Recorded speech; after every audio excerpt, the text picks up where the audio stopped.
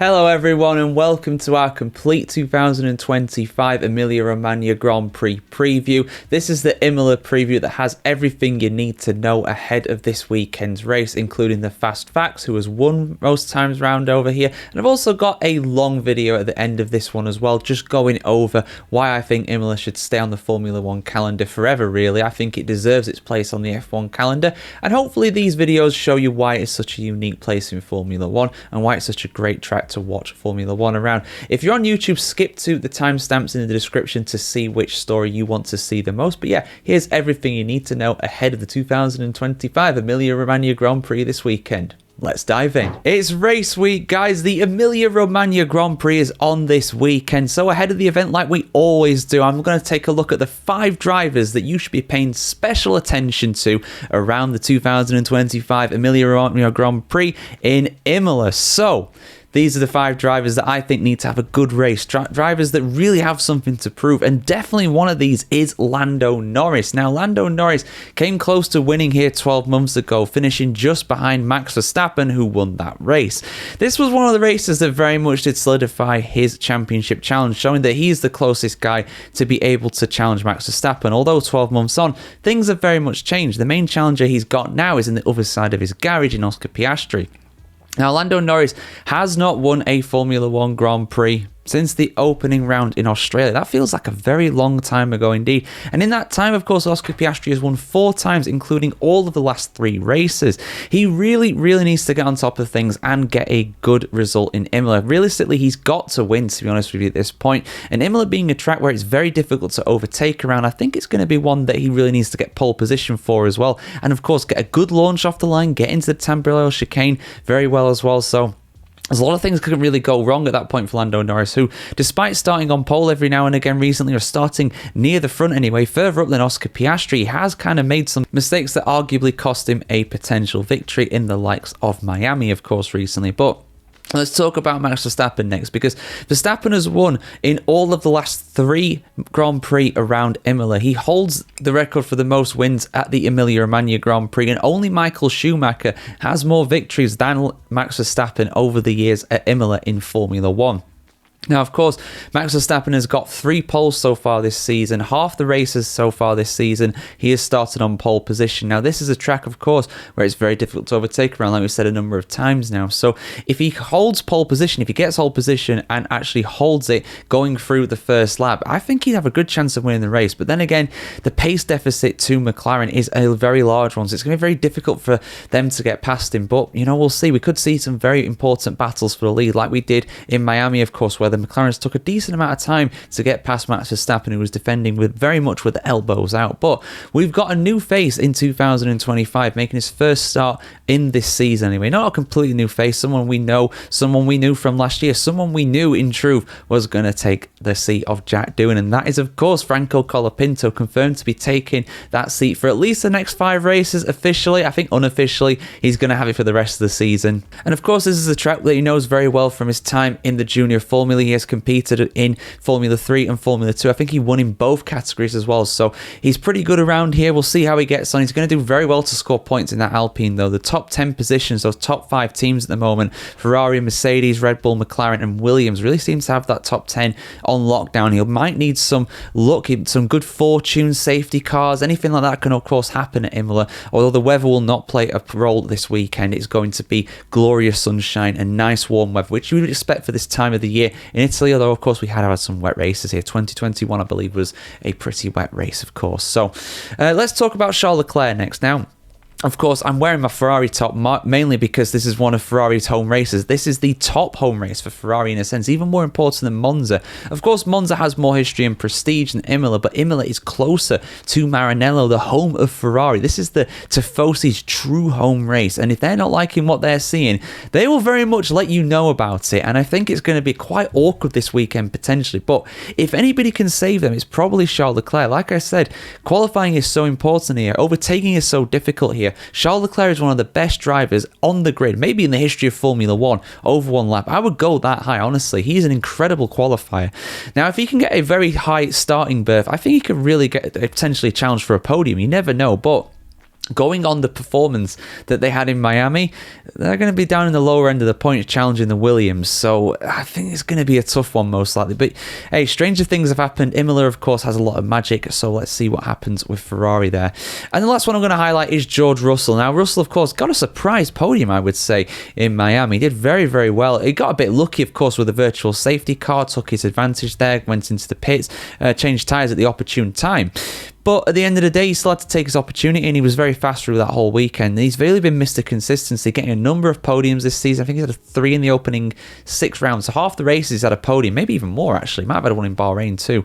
But anyway, very impressive from him nevertheless. And yeah, I think he's going to do really well this weekend. I think that, again, the qualifying is really important around here. This is a track that, you know, Mercedes have not been too bad at over the years. Hamilton winning here in 2020. Then again, Hamilton kind of won around every track in 2020. I mean, that's not saying a lot. But yeah, I think Russell will do all right. He's really showing his star quality so far this season. And if he's going to keep that challenge up for the championship, or maybe even challenge Max Verstappen for the 3rd in the Drivers' Championship, he's got to get a good result here. But he's always been in the top 5. Every race this season so far in the top 5. And I think he'll continue this test time around and maybe get a podium finish as well. But which drivers are you looking forward to seeing the most, guys? Do you agree with my picks? Let me know in the comments below. We begin the European leg of the 2025 Formula 1 season this weekend with the Emilia Romagna Grand Prix around Imola. Now, Imola, of course, has hosted the Emilia Romagna Grand Prix since 2020, but we also have to include the San Marino Grand Prix in this as well, as that was hosted at the circuit between 1981 and 2006. But which are the 5 most memorable, the most incredible moments from this circuit over the years? Well, it's hard to narrow this down to just 5, but I picked out 5 of my favourites here, the most controversial, the most emotional, the most incredible moments from this circuit over the years. So let's dive in, and let's start in the 1980s. 1982 to be specific. The San Marino Grand Prix was held at Imola, and this was a very controversial race because of the FISA-FOCA war. Now, if you don't know about the FISA-FOCA war, basically just 2 different factions of teams in Formula 1. Now, most of the FOCA-aligned teams actually boycotted this race, so we had a very much reduced field. Now, this was a championship race, though, as we got enough teams to actually compete. And the main one at the front were Ferrari. Their 2 drivers, Didier Pironi and Gilles Villeneuve, were absolutely clear, and this was a very clear 1-2 finish for the 2 Ferraris, and they expected this to be the case as well. So they had a gentleman's agreement going into this. Gilles Villeneuve believed that when the Ferraris were 1st and 2nd during this race, that they would indeed hold those positions, and Villeneuve was ahead of Pironi in a 1-2 formation after the Renaults retired with mechanical issues. However, Didier Pironi did not believe that was the case, and the 2 contested an incredible battle. It was a real dicing back and forth battle between the 2 of them down the long straights of Imola. This being the Imola, of course, before 1994, where the chicanes were added in. This was a extremely high-speed circuit, not too dissimilar to Monza in all truth, given the average speed of the place. It was an incredible track. It's still a great track now, don't get me wrong, but back then it was an absolute temple of speed, almost, some would say. But yeah, in the end, Pironi did come out on top of Villeneuve, and Villeneuve was absolutely furious. He never spoke to Pironi again, and tragically, this would also end their relationship really at that point. Villeneuve's life would be cut tragically short at the Belgian Grand Prix not too soon after this. While trying to qualify and beat his teammate Pironi, he crashed without his seatbelts done up and was tragically killed in the car.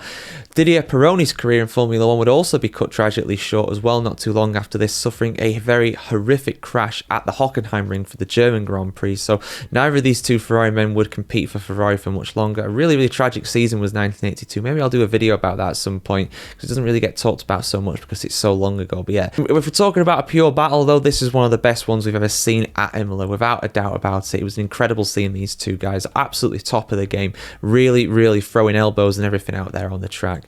But there was absolute insanity 3 years later at the 1985 San Marino Grand Prix. Now, honestly, I'm going to do a video most likely going over this in a bit more detail, but it's essentially the race where everybody ran out of fuel. This was the days of the turbocharged monsters, and of course long before the days of refueling coming back in 1994. We had several different leaders during this race, and almost all of them ran out of fuel during the Grand Prix. Ayrton Senna led from pole position, but he ran out of fuel with 4 laps remaining, believe it or not. Stefan Johansson, who was driving the Ferrari, much to the home crowd's delight, then then took up the lead, but he ran out of fuel just 3 laps later. It was then Alain Prost who took over the lead during the final 3 laps and crossed the line in first position. However, he didn't have enough fuel to provide a sample, so he was disqualified. So it was actually a home victory for Elio De Angelis, one of his very few wins in Formula 1. Again, another driver's life that was cut tragically short in Formula 1 in the 1980s. He really could have been a true superstar of Formula 1. Thierry Boutsen, interestingly, he ran out of fuel as well, but he classified in second place despite that, a lap down on the leader, and Patrick Tambay was a lap down on them as well in third position. Absolutely incredible race. I will probably do an in-depth video going over that because it's one of my favourite unknown races, and of course 2025 marks 40 years since this race occurred, so it's a nice round number to go with there. So, but let's skip ahead to the 21st century, 2003 San Marino Grand Prix, a very emotional one as well. So before this Grand Prix, the mother of Ralf and Michael Schumacher, Elizabeth, passed away. So there were questions about whether both of these drivers would actually compete during this Grand Prix, but they did compete and they absolutely did a fantastic job in those circumstances. Michael Schumacher dominated the weekend as a whole, taking pole position. Interestingly, his brother Ralf in second place, the only two guys really close to each other there, only missing out on pole position by 14 1,000ths of a second, just over 1/100th of a second.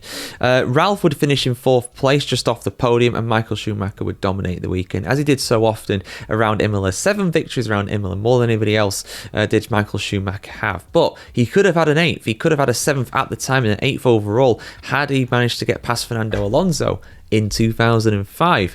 Now, of course, this is an infamous battle in the UK because they decided to throw an advert break, did ITV, just as the battle was really heating up in the closing stages. But if you go back and watch the battle itself, it was fantastic. Now, Michael Schumacher did not have the best Ferrari in 2005. He was eventually usurped for his crown by Fernando Alonso, but it was these two guys that was really battling it out during this race. For some reason, the Ferrari in the hands of Michael Schumacher worked so well around this track, and he did a fantastic job to go all the way from 13th on the grid to second place by the end, and really, he was the fastest guy on the track in the closing stages, but Alonso's defending was absolutely incredible. Some people saying, you know, oh, well, Formula 1 cars, they can't overtake. That's the only reason why Schumacher couldn't get past. But he went from 13th to 2nd. You can clearly pass around that track. But Alonso did a fantastic job in defending, and it was one of the all-time great battles in Formula 1 between these two giants of the sport. And a bit of a preview as well to their battles in 2006 for the Formula 1 World Championship in that year as well. And the last moment, the only one that is classified as a Emilia Romagna Grand Prix, the 2021 edition. This is without a doubt the best Grand Prix we've had at Imola since it has returned to the calendar, and an example of what the weather can produce here, because it was a wet race and it was a very controversial one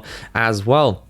It was one of the first direct battles between Sir Lewis Hamilton and Max Verstappen on track during that season. Of course, the season where they would battle it out for the World Championship. One of the best seasons of all time, in my opinion. And this is one of the best races ever held at Imola, in my opinion. It was absolute chaos. And they actually managed to finish 1 and 2 in this one. Now, of course, Max Verstappen and Hamilton, they had a bit of a battle going through the Tamburello chicane. Hamilton coming off worse because of that. We also had the very controversial crash between Valtteri Bottas and George Russell in this one as well. Who's at fault for that one? Jury's still out really when it comes to that, but that was very much a passing of the baton, a changing of the guard really when it came to that, because of course Russell would go on to replace Valtteri Bottas at Mercedes the following year. And Hamilton did amazingly well to actually recover in this one because he spun out around halfway through the race. Now, Verstappen in the end did dominate this Grand Prix, won by a big margin, 22 seconds, but shout out to Sir Lewis Hamilton, who managed to recover from 9th place at the restart after the red flag all the way up to 2nd place.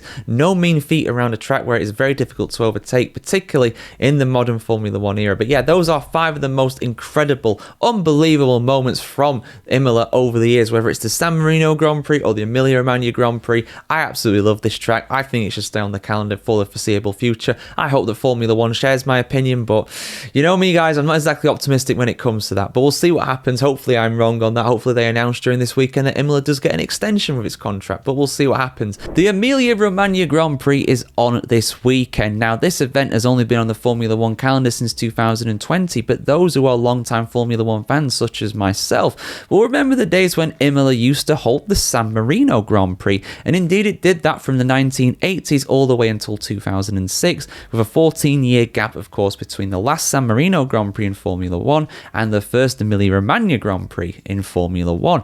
But who are the drivers who have won the most around this track over the years in Formula 1? Well, let's get into it, guys. Normally I go with a top 5 for something like this, but this does go down into a top 6 as I go through every driver who has won around this track more than once in Formula 1 at Imola. So we're going to start with some of our two-time winners, our back-to-back winners in the case of Damon Hill, who won here back-to-back in 1995 and 1996, driving for Williams. Of course, Hill later went on to win the World Championship in 1996. 1995, he was challenging for the championship with a certain Michael Schumacher. More on him very soon. But unfortunately, yeah, that was not a particularly great year for Damon Hill. He made a few key errors in 95, I do remember. Interestingly, Williams do hold the joint most wins around this track in the Formula 1 era with Ferrari. They both got 8 wins around here back in the day, and Hill contributing 2 of those. Another 2 being contributed as well from Nigel Mansell, who won here in 1987 and then won again in 1992. 1992, of course, being the year when he finally won his first and only World Championship, winning 5 or 6 rounds at the start of the season. He was absolutely on fire, and this was probably one of them. San Marino, back in the day, traditionally being the first European race of the Formula 1 calendar year, just like it is in 2025 as well, interestingly. But let's get into the 3-time winners, and this time we are talking about someone who has only won during the Emilia Romagna era, that being Max Verstappen.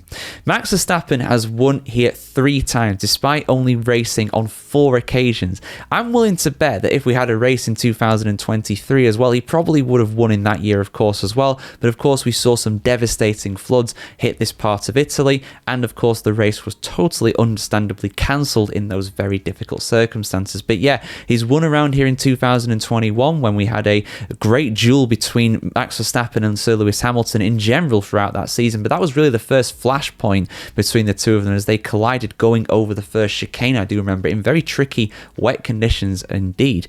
He also won here in 2022, absolutely bossing that race, and he also won in 2024, holding off Lando Norris throughout the majority of that race, a very key victory as well, because at that point, it seemed as though McLaren had turned a corner and had the fastest car, but it didn't matter. Max Verstappen very much held him off for the victory. Could we see a repeat of that this weekend, as McLaren looked like they got the fastest car in Formula 1? But qualifying round here is very important. You line up on first position, you hold that first position through the first lap, you'll probably be alright for the victory. And another 3-time winner around Imola in Formula 1 is, of course, Alain Prost. Now, Prost won here in 1984, driving for McLaren, in 86, also driving for McLaren, and in 1993, driving for Williams. Interestingly, he did win the World Championship in 86 and 1993, of course, 93 being his last season in Formula 1 as well.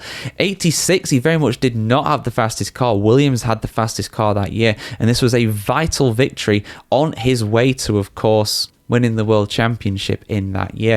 1985 was a crazy race as well. Alain Prost was in the contention for the victory that day, but everybody ran out of fuel. Go check. I might do that as a retrospective, actually. It's 40 years since that happened. I might do that for you guys. Let me know in the comments below if you want to see that. But yeah, the race where everybody ran out of fuel, 1985 San Marino Grand Prix. And Alain Prost could have won that. And also who could have won that as well was Ayrton Senna, another 3-time winner around this track. Didn't win until 1988 for McLaren. A very controversial victory, of course. What was it, 1989? I know it was one of them two in San Marino anyway, where Alain Prost and Ayrton Senna very much came to blows. They didn't collide out on track, but they had a gentleman's agreement that Prost claims Senna broke, and Senna claims that, well, that agreement was no longer null and void because we had a restart for that one. But he also won in 1991 as well, of course, getting that 3rd victory for McLaren. He later went on to win the championship in 1988 and 1991. Senna as well, I believe, holds the record for the most consecutive pole positions at one race, that being 8 pole positions in San Marino, but only 3 victories to his name, showing that Imola, of course, is a very big car breaker. But who is the most successful driver in the history of Formula 1 around the Imola Grand Prix circuit?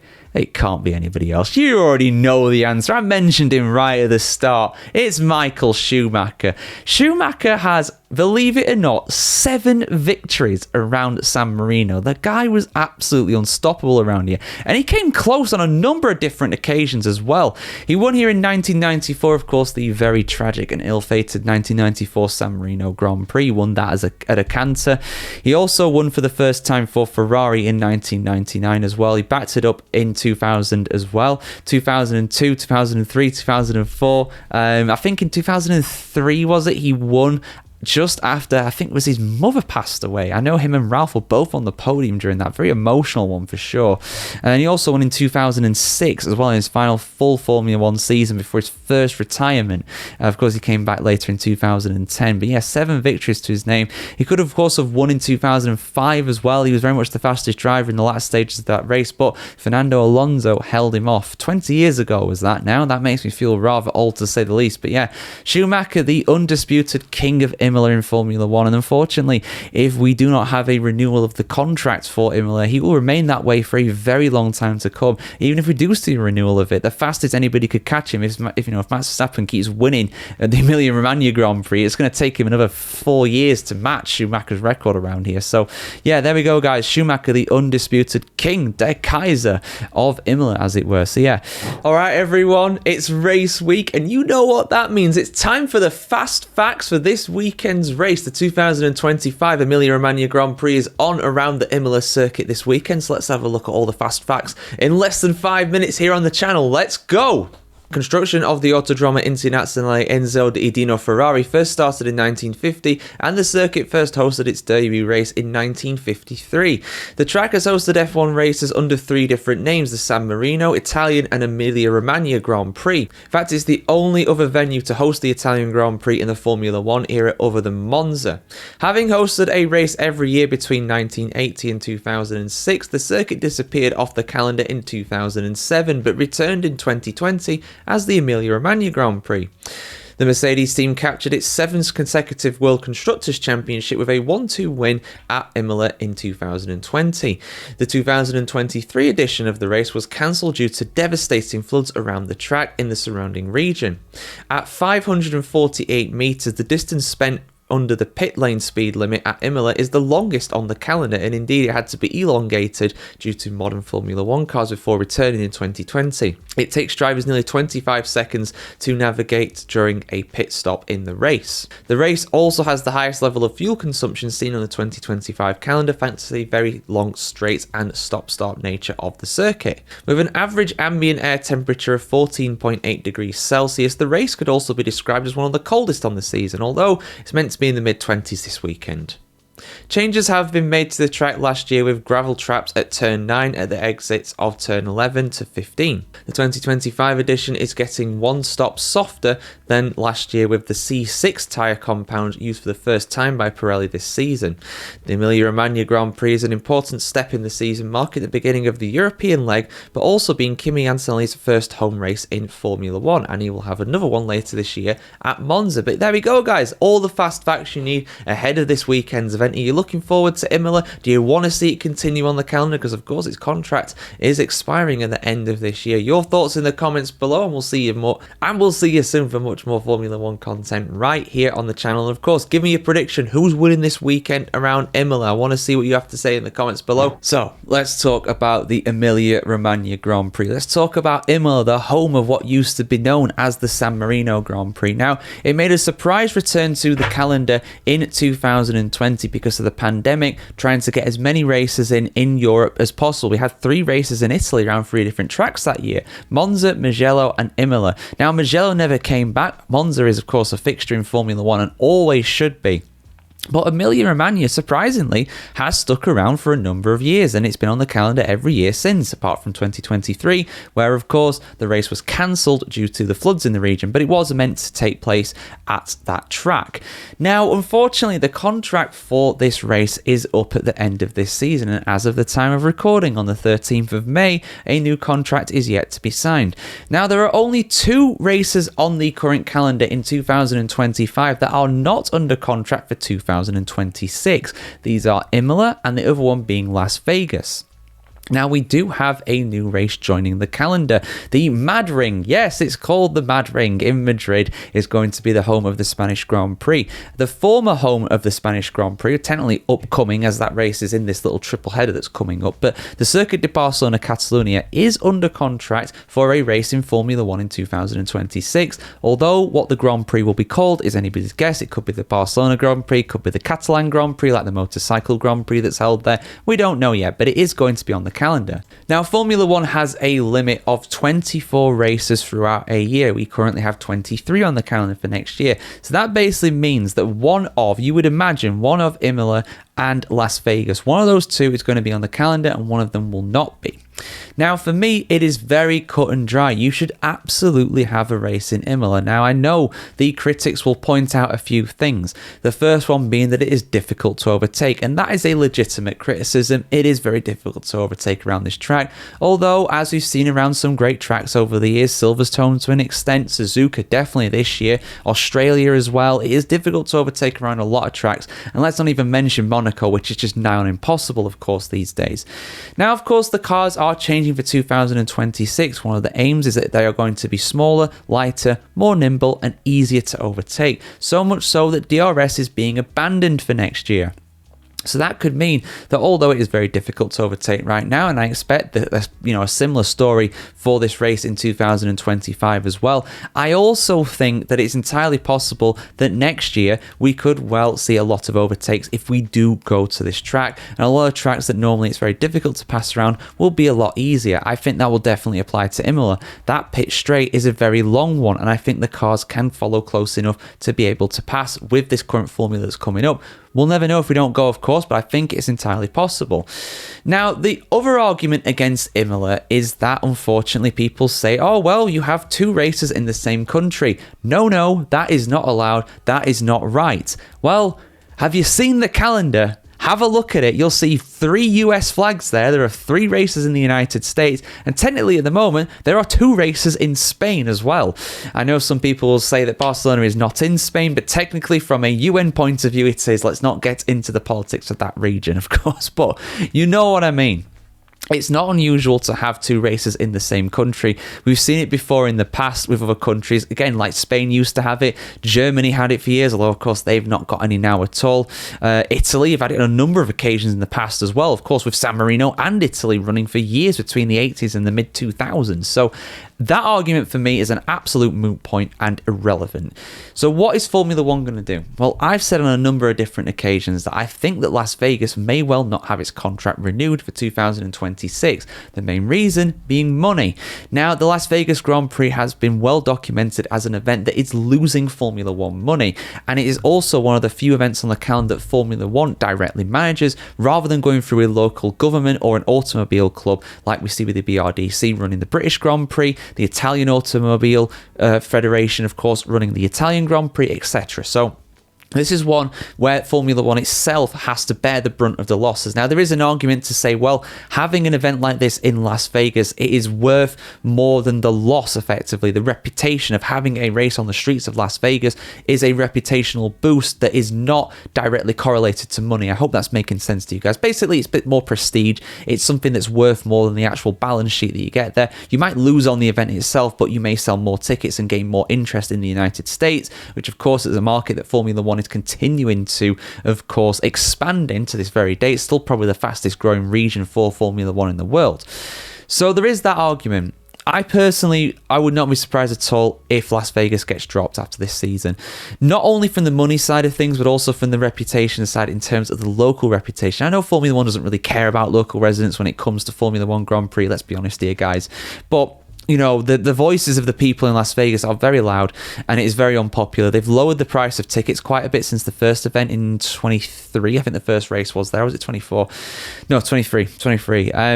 You know, they've lowered the prices quite a bit there, but the attendances are not very high because people just don't want to go. I mean, it's freezing cold that time of year in Las Vegas for a start as well. And it's in the middle of the night, which I know a lot of people will be up in the middle of the night in that part of the world, but, you know, the average F1 fan probably wouldn't be. So, I think it's pretty unpopular from that point of view. So it wouldn't surprise me at all if Las Vegas goes. And now you might think, oh, well, that's great. That means that Imola has to stay because they've got a spot they need to fill. I'm not so sure about that. I mean, I have a theory, and I've said it on a number of occasions, that I think they'll make a new third race in America. I think that they may well do a Chicago street race. They go there for NASCAR currently. It's been a big success in NASCAR, and Formula One has trademarked the term Chicago Grand Prix. So I think it's entirely possible that Formula One might do that. They might not do it for 2026, but when that contract is up with Las Vegas, I can see them doing that. They might not do it yet, but I can see that definitely being a thing. So if I am being totally honest, I think personally that Imola will drop off the calendar in a permanent capacity. And what I mean by that is that we will have the race rotation scheme. Oh, yes. Yes, we know it's a thing because, of course, Belgium is going on the race rotation scheme. I think they missed the Grand Prix in 27, come back in 28 and 29. They're off 2030. They're back again. Now, there are no other races currently confirmed for the rotation scheme. However, Imola could rotate with Belgium, potentially, although I think that's unlikely. I think instead, because of the geographic closeness of them. I mean, Belgium's not a million miles away from northern Italy, but Spain is a lot closer, particularly Catalonia is a lot closer. Barcelona, I don't think is contracted for Formula One in 2027. So I think we could well see a race rotation scheme with Barcelona and Imola. Barcelona being on the calendar next year in 26, Imola in 27, and then they will rotate from there. I think that's probably what's going to happen. Do I think that is what should happen? No, absolutely not. No chance. But it's what Formula One wants, because Formula One, they don't race as one. They race for one thing only: money. Simple as that. It's just Formula One. It's what they do. I mean, all sports and all businesses are the same. They only care about money, really. They'll say they care about the fans and all that. No, they don't. They just do that to keep the fans on side. Formula One is very much of that ilk as well. I really do think that we'll see it go on the race rotation scheme because... And the thing is, at the end of the day, Imola is a great track. I know people will say the overtaking is difficult there, but come on. Imola has so much history, it deserves its place so much more on the calendar than any of the races in the Middle East, than any of the races in North America, with the possible exception of COTA, but COTA doesn't have the history of Imola. Imola has it's really tied with Formula One. It is something or it is a venue, I should say, that absolutely does warrant its place on the calendar. It's got history oozing out of that place. It is on the same kind of level. The places like we go to, like Brazil, Japan, Monza, obviously, Silverstone, Spa. These are great I mean, there's even some places we don't go to anymore. The places like the Nürburgring, where, I really love that as a venue. I think that's a fantastic racing venue. A lot of history there. But Imola's of that kind of level, and for me, it should absolutely be on the calendar. Liberty Media should do what they said they were going to do when they came into Formula One in 2017 or whatever it was. Protect the heritage races. Protect the European races. They ain't keeping it. They ain't keeping that promise. We know they're not. France is gone. Germany's gone. Yeah, they brought Imola back. They're going to bin it off the first chance they get, though. They've been very vocal about the fact they don't think that 2 races should be held in Italy every year. What they mean is that the races in Italy don't pay them enough money every year to warrant their place on the calendar. And we're meant to be going to Rwanda, South Africa. I don't have a problem with going to South Africa, by the way, but I do have a problem with going to that Cape Town venue. That looks like absolute dog doo-doo. That is such a terrible track. We're meant to be going to Thailand. Honestly, it's just, yeah. I'm going to stop now. I'm going to go into full-blown rant. I've already talked about a lot of these subjects, but for me, Imola absolutely 1000% should be on the calendar. And I want to see, Formula 1 does this quite a bit, I want to see them announce during this weekend that Imola is extended with its contract. But I think if we don't hear that announcement this weekend, it ain't going to happen. You can say arrivederci to Imola in Formula 1, at least on a permanent basis anyway. We're probably not going to be able to see it in 26. Might be back on a rotation in 27, but it's not really the same, is it? It's not quite the same. But your thoughts in the comments below, guys. Should Imola be on the Formula 1 calendar? Does it deserve its place on there? I want to hear what you have to say in the comments below. Like, share, comment, subscribe as well if you want to see more like this, guys. And have a fantastic day wherever you are in the world today. And we'll see you very soon.